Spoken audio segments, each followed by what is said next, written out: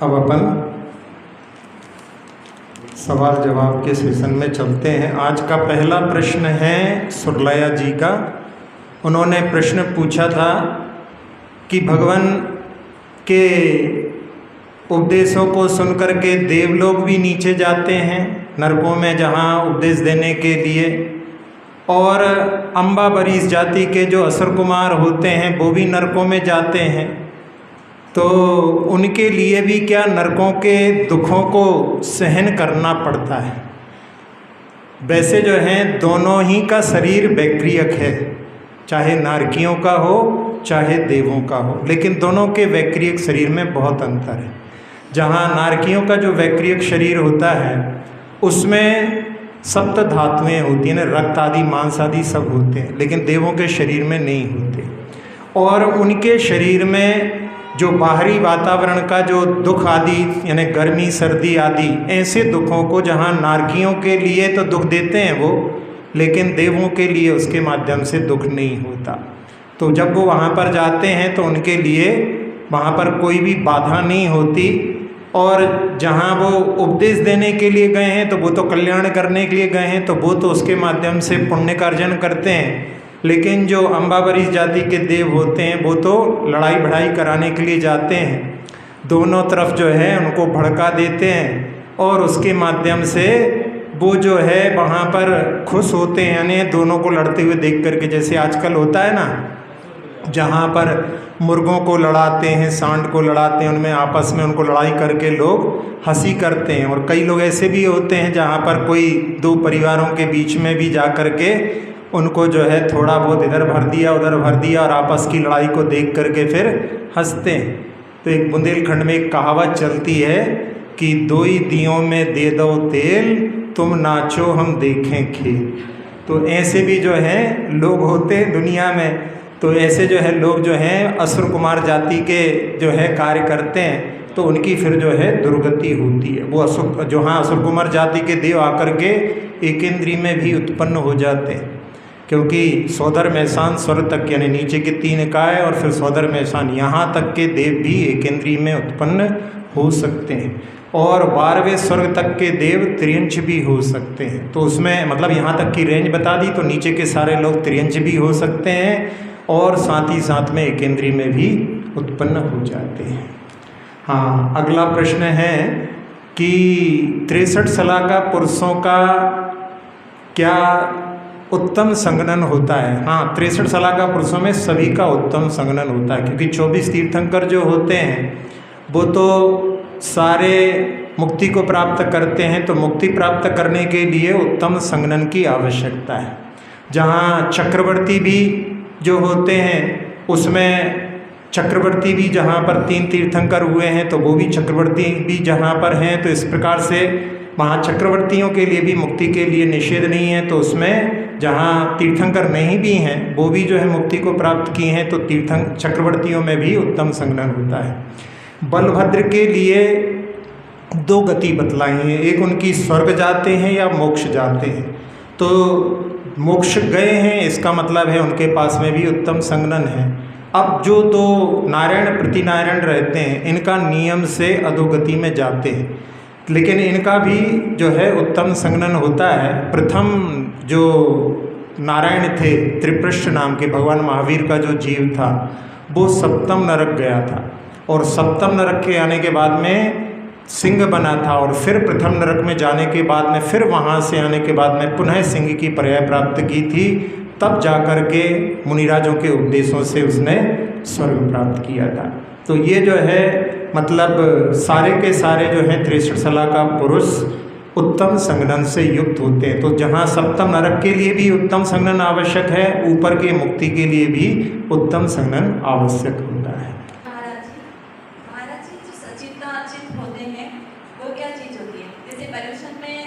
ऐसे बोला जाता है कि हरी सब्जियां नहीं खानी चाहिए, लेकिन जैसे हम लोग नींबू की शिकंजी वगैरह पी लेते हैं, मिर्ची रख लेते हैं, केला रख लेते हैं, तो ये भी क्या सचित होता है क्या? और इनको अगर ऐसा बोलते हैं कि जैसे प्रासूक चीज़ें ही खानी चाहिए, तो वो प्रासूक किस किस को करना चाहिए मतलब? बहुत अच्छा प्रश्न है। जहाँ प्रासूक चीज़ों को ग्रहण करना यानी जिसमें जो है जीव निकल चुके हैं तो वो जो है मतलब उनमें और जीवों की उत्पत्ति नहीं होती। जैसे पानी का भी आप प्रयोग करते हैं तो पानी को यदि आपने उबाल लिया तो फिर उसमें और जीवों की उत्पत्ति नहीं होगी। तो ये जो है सचित्त से जो है अचित्त करने के लिए तरीके होते हैं। जहाँ पर आपने कहा कि केले खा लेते हैं, मिर्ची ले लेते हैं, तो कई लोगों की ऐसी धारणा है कि हरी नहीं खाते हैं लेकिन लाल मिर्ची खा लेते हैं, पीले केले खा लेते हैं, लाल टमाटर खा लेते हैं। तो ये जो है लाल, पीला और काला, ये इसमें कोई वो बात नहीं है। जहाँ पर जो वनस्पति होती है वो वनस्पति में जो है जहाँ पर जीवों की संख्या ज़्यादा होती है, उनसे ज़्यादा जो है नीचे जो जमीकंद होते हैं उनमें और ज़्यादा होती है। इसलिए जमीकंद का तो आप लोगों ने त्याग कर रखा है। जहाँ ऊपर की वनस्पति का है उसमें भी उनको जो है जहाँ पर आप लोग सब्जी बनाते हैं उसमें उनका यदि आप सब्जी बना लेते हैं तो फिर उनमें और जीवों की उत्पत्ति नहीं होती। और यदि आप उनको कच्चा खाते हैं तो उसमें वो जीवों की उत्पत्ति होती रहती है, तो वो जो है सचित्त कहलाता है। तो जहाँ पर्यूषण आदि में कई लोग उसका त्याग करते हैं, और जो एक सचित्त त्याग प्रतिमा होती है, तो 5वीं प्रतिमा का नाम सचित्त त्याग होता है। तो उसमें वो कोई भी चीज़ सचित्त नहीं लेते। उसमें सचित्त में जहाँ पर एक योनिभूत सचित्त भी आता है। योनिभूत सचित्त का अर्थ होता है जो बीज होते हैं, तो बीज भी जो है वो प्रासुप किए बिना नहीं खाते। जब तक आप उसको जो है सेंक नहीं लेंगे, उसमें उगने की क्षमता समाप्त नहीं होगी, तब तक उसको भी ग्रहण नहीं करते। तो इसमें देख करके जहाँ पर जो जैन विज्ञान है उसके माध्यम से आप जो कच्ची चीज़ें खाते हैं वो भले ही जो है विज्ञान की दृष्टि से लोग कहें कि वो स्वास्थ्य के लिए अच्छी होती हैं, लेकिन जैन दर्शन कहता है कि उनके माध्यम से शरीर पर विपरीत प्रभाव पड़ता है। और उनको यदि आप प्रासुप करके खाते हैं तो अपनी इंद्रिय पर भी जो है विजय होता है, और अपने संयम, जहाँ पर जीवों के प्राणियों का संयम भी पालन होता है। तो इसलिए जो है प्रासुप करके जिन चीज़ों का भक्षण किया जाता है, और जो अप्रासुक रहती है जैसे फल वगैरह रहते हैं, तो लोग कई बार जो है ऐसे ही उठा करके खा लेते हैं। एक बार एक व्यक्ति ने जो है सेव फल खा रहा था और अगला ही बाइट को लेने वाला था, तब उसका बीच के स्थान पर ध्यान गया और वहाँ पर एक उसको कीड़ा दिखाई दिया। तो ऐसा जो है जहाँ यदि इस प्रकार के आप लोग प्रयोग करते हैं तो उसमें जो है जीवों की, यानी त्रस्त जीवों की भी हिंसा की संभावनाएं रहती हैं। इसलिए यहाँ आप घर में भी आप जो चीज़ें खाते हैं उसमें जो है देख करके उनको बना करके सवार करके, और फिर उसके बाद में यदि वे भक्षण करते हैं तो भी अपन बहुत सारी जो है हिंसा से बच सकते हैं।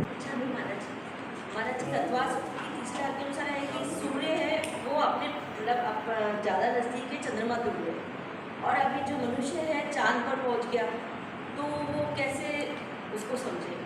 हाँ, जैन दर्शन के अनुसार जो वर्णन किया गया है वो जो वर्णन अपने लिए श्रद्धा का विषय बना करके रखना चाहिए। और यहाँ जो ज्ञात विश्व में जो चल रहा है उसके लिए जो है अपने को तुलनात्मक दृष्टि से नहीं देखना चाहिए, क्योंकि उसके माध्यम से यदि अपन देखेंगे तो उसमें बहुत अंतर समझ में आता है। तो फिर अपने लिए धर्म के ऊपर जो है अविश्वास जैसी भावना उत्पन्न होती है। तो उसके लिए अपने लिए, जैसे हमने पहले भी कहा था कि ऐसे प्रश्नों को अपन अपने मन में रखें, जब कोई प्रत्यक्ष ज्ञानी उपलब्ध हो तब फिर अपन उनका जो है निराकरण करने की जो है प्रयास करें। जहाँ जो वर्णन में बहुत सारा, जबकि साइंस है वो सत्य की खोज में निकला है, लेकिन होता क्या है कि जब तक सत्य की प्राप्ति पूर्णता नहीं होती तब तक उनके नए नए स्टेटमेंट आगे आगे पहले जो कहे हैं उससे परिवर्तित भी आ जाते हैं कि हमने पहले ये कहा था, नहीं ये इसमें तो ये ठीक है ऐसा करके। जहाँ परमाणु के लिए भी बोलते हैं अविभाज्य है, फिर उसके भी बहुत सारे टुकड़े होते होते आजकल बहुत जो हैं छोटे छोटे पार्टिकल्स में वो पहुँचते जा रहे हैं। तो अपने यहाँ पर जो परमाणु का वर्णन है वो अविभाज्य है, उसका दूसरा जो है भाग नहीं होता। तो अभी उस तक वो पहुँचे नहीं हैं, तो फिर उसमें जो है अपन कहोगे कि अभी आप परमाणु बताते हैं, इसके पीछे बहुत सारे भाग हो गए। तो अपने यहाँ जो जैन दर्शन का परमाणु है वो अविभाज्य होता है, उसका विभाजन संभव नहीं, वो सबसे छोटी इकाई है। जैसे समय की सबसे छोटी, यानी काल की सबसे छोटी इकाई समय होती है। तो ये जो है जहाँ केवल ज्ञानी ने जिनको मतलब वर्णन किया है वो अपने लिए जब तक कोई प्रत्यक्ष ज्ञानी नहीं हो तब तक उसके विषय में यदि कोई अपने मन में शंका उत्पन्न होती है तो उनको अपन आगम के माध्यम से देख तो सकते हैं, लेकिन प्रत्यक्ष रूप में उनके बारे में कुछ जो है बता नहीं सकते। तो इसलिए अपने लिए जिन जिन चीज़ों में जहाँ जहाँ कहीं ऐसा लगता है तो उसमें अपने लिए वहाँ पर अपने मन में प्रश्नों को रखें। अब बहुत सारी जगह पर जैसे जो पृथ्वी है, पृथ्वी में जो अपना ज्ञात विश्व है वो अपना जो वर्णन किया गया है भरत क्षेत्र का आर्यखंड उतना भी नहीं है, मतलब जो ज्ञात विश्व है। और उस ज्ञात विश्व में भी कई जगह ऐसी हैं जैसे बर्मुडा ट्रायंगल, वहाँ पर आज भी बड़े बड़े जहाज जा कर के लुप्त हो जाते हैं। तो अभी भी संसार में बहुत सी ऐसी जगह हैं जिनके बारे में अभी पूरी तरह से ज्ञान नहीं है। तो अपन इसलिए वो सत्य की खोज में जा रहे हैं, लेकिन उनके माध्यम से जो कुछ कहा जा रहा है अपन उसको ही पूर्णतः सत्य मान लेंगे। तो अपने लिए जो है जहाँ जो सर्वज्ञ के द्वारा प्रणुपित है उस धर्म के प्रति अपने मन में शंकाएं उत्पन्न होगी। इसलिए अपने को ऐसे प्रश्नों के बारे में वहाँ पर अपने कोई प्रत्यक्ष ज्ञानी का इंतजार करके ऐसे प्रश्नों को अपने मन में संजो करके रखना चाहिए। हाँ हाँ, वैसे बरसात आदि में मना करते हैं कि बरसात में जो है जो पूरे जो सेंगे रहते हैं उनका प्रयोग नहीं करना चाहिए, क्योंकि बरसात में जो है उनमें जीवों की उत्पत्ति यानी त्रसजीव की उत्पत्ति हो सकती है।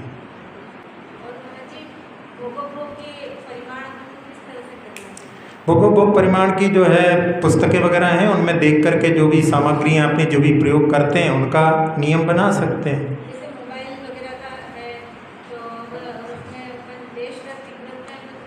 हाँ, ये बहुत सारी चीज़ें तो हैं जहाँ पर जो है सैटेलाइट से कांटेक्ट होता है, तो उसमें जो है बहुत सारे लोगों के लिए इस प्रकार के जो है मन में जो है प्रश्न उत्पन्न होते हैं। तो उसके लिए जो है देख करके अपने को तो वैसे जो है उनका प्रयोग से जो है दूर ही रहना श्रेयस्कर है। नहीं, ऐसा नहीं है उसमें। जैसे कि अब जहाँ आपने बोला कि साधु जो हैं, कोई दूसरे साधु हैं तो वो अपनी साधना कर रहे हैं, तो उसके माध्यम से इसको अपन ऐसे इग्नोर करना नहीं समझें उसको। लेकिन श्रावक जो सुनने के लिए आया है तो उसके लिए ज़रूर जो है एक साथ में यदि बहुत सारे काम करते हैं तो फिर वो जो है सब संभव नहीं हो पाता। तो उसमें ज़रूर अपने लिए मतलब ध्यान रखना चाहिए। अक्सर यही होता है, हमने बतलाया था कि अपन एक काम को अच्छे से नहीं करते हैं और दूसरे काम के बारे में ज़्यादा चिंता करते हैं। तो जो अपने दोनों काम से जो है जहाँ दो नाव में सवार होते हैं तो फिर उसके माध्यम से अपने लक्ष्य को अपन प्राप्त नहीं कर सकते। जहाँ साधुओं की बात है, अब वहाँ पर जो है साधु मंच पर उपस्थित हो गए, वो अपनी साधना कर रहे हैं, तो अपना उनका जो है साधना की ओर दृष्टि है। वहाँ पर जो है वो वहाँ उनके जो साथी महाराज हैं या कोई बड़े महाराज हैं उनकी वो विनय करके वहाँ पर आ गए हैं, बैठे हुए हैं। तो उसमें जो है उनकी साधना की ओर अपने को दृष्टि रखना चाहिए। बस उसमें ये नहीं सोचना चाहिए कि जहाँ महाराज जी के प्रवचन को वो सुन नहीं रहे हैं। अपने लिए ज़रूर इससे जो है ऐसी सीख लेना चाहिए कि अपने लिए एक समय में एक काम करने की, यानी यदि आपको जाप देना है तो जाप आदि दे करके फिर जो है उस जगह पर आएँ। एक साथ में बहुत सारे कार्य करते हैं। जैसे पहले जो है किसी व्यंग में किसी ने सुनाया था कि ऐसा होता है कि एक व्यक्ति से कह दिया कि हमको तत्वार सूत्र सुनाओ, तो एक तरफ से तत्वार सूत्र सुनने लगे। फिर एक से कह दिया कि हमको सहस्रनाम सुनाओ, तो दूसरी तरफ से सहस्रनाम सुनने लगे। और सामने से जो है अभिषेक हो रहा है, शांति धार हो रही, तो उसको भी देख रहे हैं, और यहाँ पर जो है पूजा का अर्घ्य भी चढ़ा रहे हैं। तो ऐसे यदि अपन करते हैं तो वो सबके लिए हंसी की जो है स्थिति निर्मित होती है। तो अपने लिए जो है ऐसी जो है मतलब एक साथ में अपने पास में इतने सारे कार्य करने की क्षमता नहीं है। उपयोग जो है एक समय में एक में ही जो है अच्छी तरह से लगता है। कई लोग शताब्दानी भी होते हैं, बहुत सारे कार्य भी एक साथ करने की सामर्थ्य रखने वाले होते हैं, लेकिन ये सबके लिए संभव नहीं है। और ख़ासकर जो है ऐसे कार्यों में जिसमें आराधना आदि होती है उसमें अपने लिए विशेष करके, और जिसमें श्रवण आदि के लिए अपने लिए विशेष उपयोग लगाना होता है, तो उसमें अपने लिए पूरी सावधानी के साथ में एक कार्य करना चाहिए। अच्छा प्रश्न है। हाँ,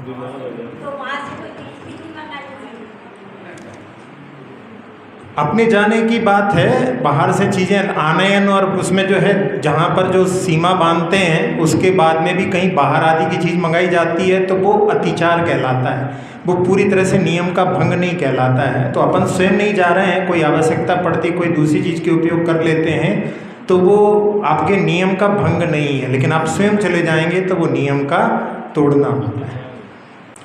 अगला प्रश्न है कि क्या तीर्थंकरों के समय में हम नहीं रहे होंगे?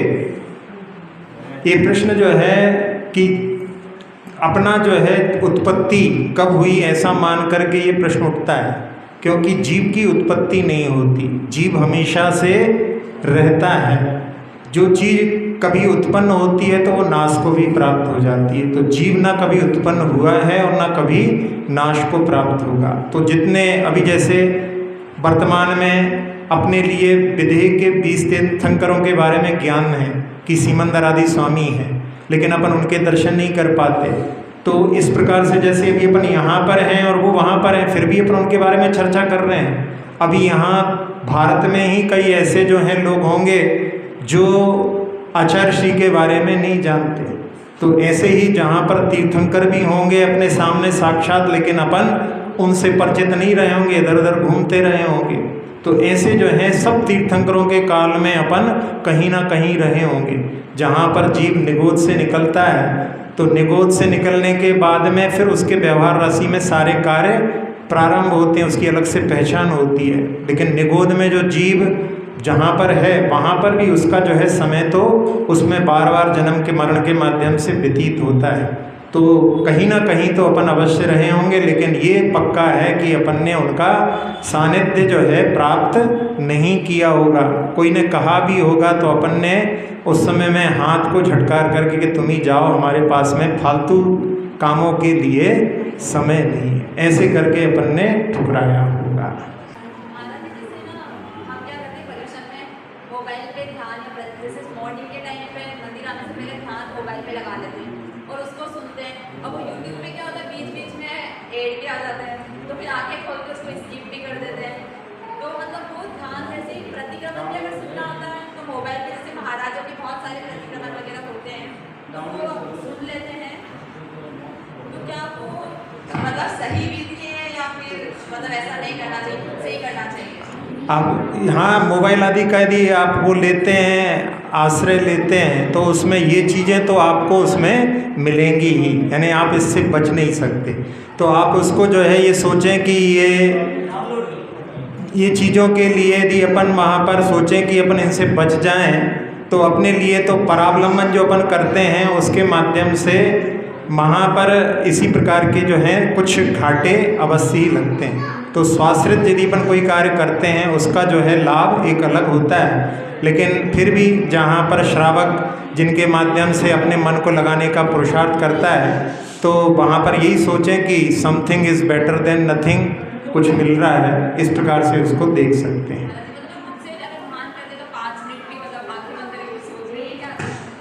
नहीं, ऐसा नहीं है, अपन लोग प्रयास नहीं करते हैं। अपन लोग यदि प्रयास करें तो धीरे धीरे अपनी जो शक्ति अपने आत्मा में अनंत शक्ति छुपी हुई है उसका जो है उद्घाटन जब ही होगा जब अपन स्वयं प्रयास करेंगे। अपन जब तक दूसरों पर आलम्बन रहेगा तब तक जो है अपन यानी बैसाखी लेकर के ही हमेशा चलते रहेंगे। तो अपने लिए थोड़ा अपना प्रयास करना चाहिए, जबकि खासकर जो है सामायिक आदि में तो पर का आलम्बन यानी किताब का भी आलम्बन ना लिया जाए। शुरुआत की बात अलग है, लेकिन बाद में जो है किताब आदि का भी आलम्बन ना लेकर के सामायिक आदि करने का प्रयास करना चाहिए। अगला प्रश्न है, बहुत अमीर लोग धर्म में कम रुचि रखते हैं, ऐसा क्यों? बहुत जो अमीर लोग हैं उनमें धर्म में यदि रुचि कम होती है तो उसका अर्थ ये है कि उन्होंने पूर्व भाव में आराधना तो की है, लेकिन उस समय में उन्होंने वहाँ पर पुण्य का अर्जन जो है मांग कर निदान के माध्यम से उसका अर्जन किया है, और उसके माध्यम से जहाँ धन तो उनको मिल गया, लेकिन निदान के माध्यम से जो भोगों की प्राप्ति होती है फिर धर्म में रुचि कम होती है। तो ये जो है उसका कारण हो सकता है। प्रश्न है, ऐरावत क्षेत्र की तुलना में हम अच्छे हैं कि वहाँ जन्म लेना अच्छा है? ऐरावत और भरत क्षेत्र दोनों ही समान हैं, अपना उससे कोई संबंध नहीं है, लेकिन भरत और ऐरावत क्षेत्र दोनों ही कर्म भूमियाँ हैं और दोनों में बिल्कुल एक सी स्थिति रहती है। तो 5 भरत होते हैं और 5 ऐरावत होते हैं। तो उनमें अपन एक ऐरावत में जम्बूद्वीप के इसमें हैं अपन, बाकी जो है धातकी खंड और पुष्करार्थ में भी दो दो हैं। तो वहाँ पर और यहाँ पर कोई भी अंतर नहीं है। जैसी अपनी यहाँ पर भी सभा लग रही है, वहाँ पर भी इस समय में बिल्कुल ऐसी ही सभा लग रही हो, तो उसमें कोई आश्चर्य वाली बात नहीं। तो क्योंकि वहाँ पर भी पंचम काल है और उसमें और इसमें कोई भी अंतर नहीं है। महाराज जी, ये कई क्षेत्रों में त्रिकाल चौबीसी बनी हुई है, भूत भविष्य वर्तमान, क्या इसका शास्त्र में उल्लेख है? और क्या दूसरा धर्म इसको मानता है? अन्य धर्म जो है जैसे अपने नहीं, अन्य धर्मों की बात नहीं। यहाँ पर जो त्रिकाल चौबीसी का वर्णन है वो अपने जो प्राचीन में जहाँ पर कैलाश पर्वत पर भी जो है 72 जिनालय का वर्णन आता है, तो जहाँ पर 72 जिनालय जो वर्णन उसमें आता है, तो वहाँ पर त्रिकाल चौबीसी भरत चक्रवर्ती ने भी बनवाई थी। तो ये तो जो है आगम सम्मत हो ही गई है। अब अन्य धर्मों में जहाँ पर उनके यहाँ पर ऋषभनाथ भगवान का वर्णन तो मिलता है, और जहाँ कई ग्रंथों में महावीर भगवान का भी वर्णन मिलता है, तो उसमें बहुत सारे जो हैं धर्म बहुत बात के हैं। तो उनके लिए उनके यहाँ पर जो है इस प्रकार का जो त्रिकाल चौबीसी की बात कर रहे हो आप, उसका वर्णन उनमें कैसे मिल सकता है? तो ये तो जो है जहाँ, जबकि बहुत सारे धर्म ऐसे भी हैं जो पुनर्जन्म को स्वीकार नहीं करते। तो ये जो है सब धर्मों की जो अपनी अपनी विशेषताएं अपने अपने ही जिसमें वो वर्णन रहते हैं, जहाँ कहीं कहीं पर जो है एक दूसरे में उनका वर्णन मिल जाता है। तो वो जो है पहले जो है वैदिक संस्कृति और जैन संस्कृति, श्रमण संस्कृति बहुत समय तक साथ साथ में चली। जिन्होंने जो प्राचीन इतिहास का अध्ययन किया है वो वहाँ पर कहते हैं कि हम कह नहीं सकते कि कौन सी संस्कृति प्राचीन है, जबकि अपना अपना जो वो व्यामोह होता है उसमें कहते नहीं हम सबसे प्राचीन है, वो कहते हैं हम सबसे प्राचीन है। लेकिन बड़े बड़े वैदिक जो विद्वान हैं उन्होंने भी इस बात को स्वीकार किया है कि जैन संस्कृति जो है बहुत प्राचीन है। तो ये जो है इसकी स्थितियाँ जो इतिहास के विषय की संबंधी बातें होती हैं उसमें अपने लिए जो कुछ उपलब्ध है उसके आधार पर ही अपन कुछ कह सकते हैं। तो उसमें जो है सब धर्मों का जो है अपनी अपनी धाराएं रहती हैं, और अपनी एक धर्म में भी जो है वहाँ पर जो है अलग अलग मत मिल जाते हैं। उत्तर में जो है अलग धारा चलती है, दक्षिण की अलग धारा चलती है। तो इस प्रकार से जो है इसमें भी बहुत अंतर हो सकता है। तो यहाँ अपन अन्य धर्मों की तुलना में जो है अपनी बात ना कह करके अपने यहाँ पर जो है 24 भगवान जो अभी हुए हैं, भूतकाल में भी हुए हैं और भविष्य में भी होंगे, तो इसका जो है वर्णन, क्योंकि जैन धर्म जो है पुनर्जन्म पर विश्वास करता है, तो ये जो है लोक परलोक पर विश्वास करता है, ऐसा जो है अपन इसमें दृष्टि रख सकते हैं। यहाँ पर है अपने को अभी अपना ज्ञात विश्व ही पूरा ज्ञात नहीं है, तो अपन वहाँ विदेश क्षेत्र में कहाँ जा सकते हैं? नहीं, वो तो जो है जहाँ उनके लिए कोई रिद्धिधारी जो है, जो रिद्धियों से युक्त देव था, वो उनको लेकर के गया था। तो ऐसा तो एक जो है कैलाश पर्वत पर भी एक जो है कोई आत्मकथा किसी ने लिखी है, उन्होंने भी लिखा है कि हमको भी देव उठा करके वहाँ कैलाश पर्वत पर ले गया था, तो हम वहाँ पर बंदा करके आए हैं। लेकिन ऐसी घटनाएं जो हैं बहुत ही एक दो जो है गिनी चुनी हैं, लेकिन बाकी जो है अपना उससे कोई संबंध नहीं है, तो अपन उसके बारे में कुछ नहीं कह सकते। अगला प्रश्न है, क्या पूजन अभिषेक करना ही धर्म है क्या? पूजन अभिषेक करना आदि ये धर्म की क्रियाएं हैं, और इन क्रियाओं के माध्यम से अपन भगवान से समीप से जुड़ते हैं। उनके माध्यम से अपन जो अपने उज्जवल निर्मल भावों को कर लेते हैं, जो कि कषायों से रहित अपने निर्मल भाव होते हैं, वास्तव में वो धर्म है। अपन ने यदि क्रियाओं को ही धर्म मान लिया तो अपन उन क्रियाओं के प्रति ही जो है केवल रह जाएंगे, जो वास्तविकता है अपन उससे परिचित नहीं हो पाएंगे। ये सब चीज़ें जो हैं अपने भगवान से परिचय की जो है क्रियाएं हैं, इनके माध्यम से अपना जो है भगवान का परिचय और अपने अंदर भी भगवान आत्मा है उसका ज्ञान कराने के लिए सारी क्रियाएं की जाती हैं। अपन इनका जो है मूल को जो है छोड़ करके केवल क्रियाओं को ही धर्म मान लेते हैं, और उसके कारण में अपन जो है वास्तविकता से अछूते रह जाते हैं। तो ये क्रियाएं हैं, इन क्रियाओं के माध्यम से अपने को भावों की विशुद्धि बढ़ा करके और अपनी आत्मा परमात्मा से परिचय प्राप्त करने का पुरुषार्थ करना चाहिए।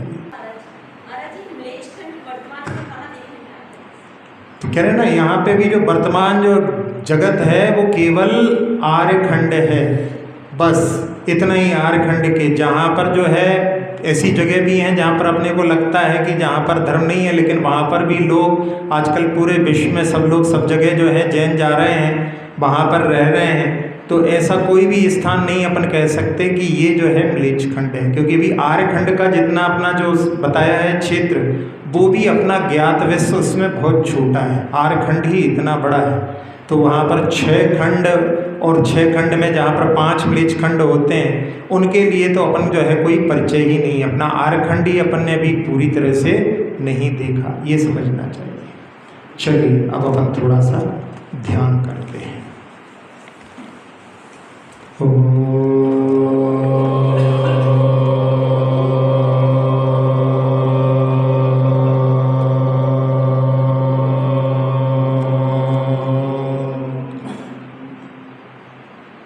प्रणव मंत्र के माध्यम से मन पूरी तरह से शांत हो चुका है।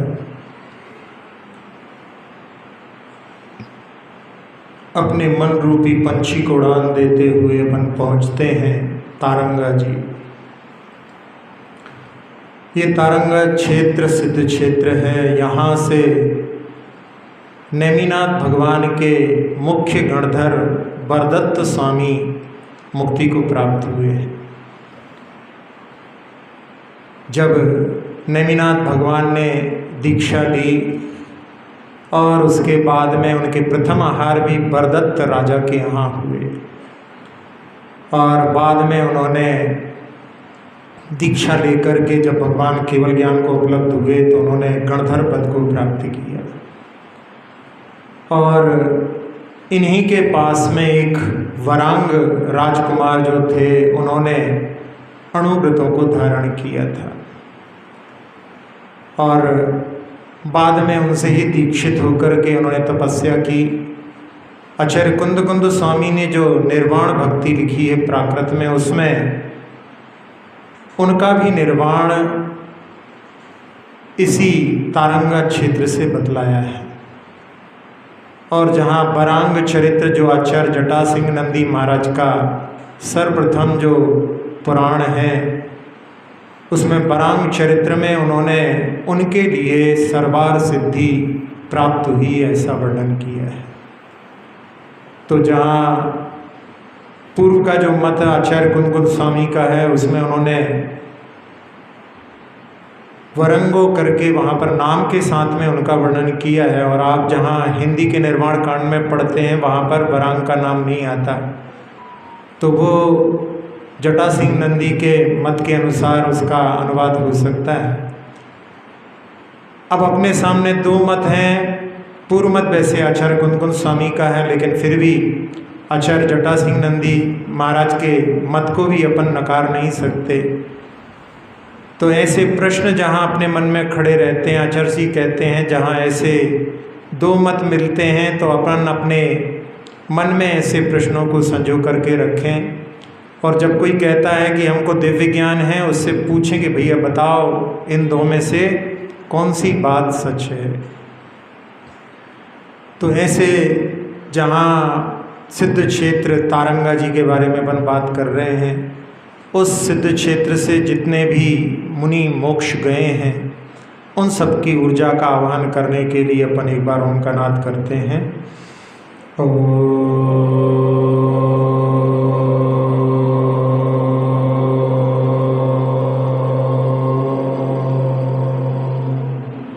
बरस रही है सिद्धों की ऊर्जा, जिसने सिर के ऊपरी भाग से प्रवेश करके मन के सारे विकार धो दिए हैं। नेत्र, नासिका, मुख, कर्ण, कंठ, फेफड़े, हृदय, छोटी आंत, बड़ी आंत, किडनी, लीवर आदि सभी अंतरंग अवयव, मेरुदंड, पीठ, कमर, कंधे, दोनों हाथ, दोनों पैर, पूरे शरीर को, पूरे शरीर की त्वचा को, पूरे शरीर के रक्त को निर्विकार, निरामय, निरोगी बना दिया है।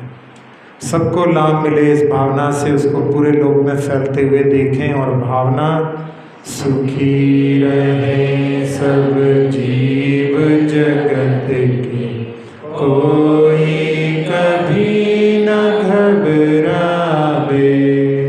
सुखी रहे सब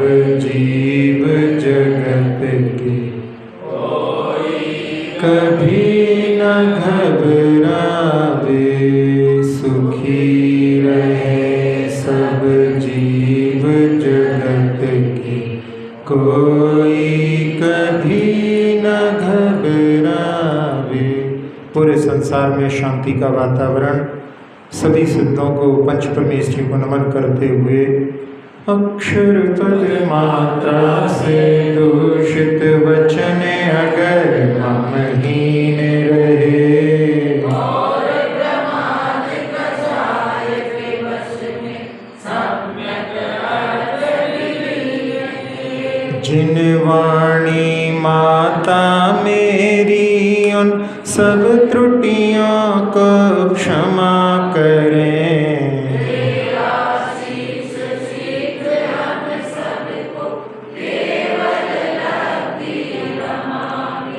प्राप्त हमें हो बोधि समाधि परिणामों की शुद्धि हो।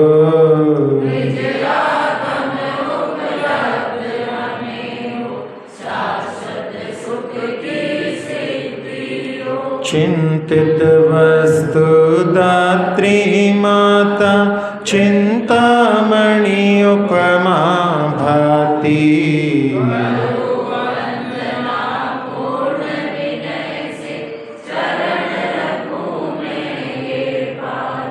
कर जिन वाणी स्तुति, तन की ममता टार,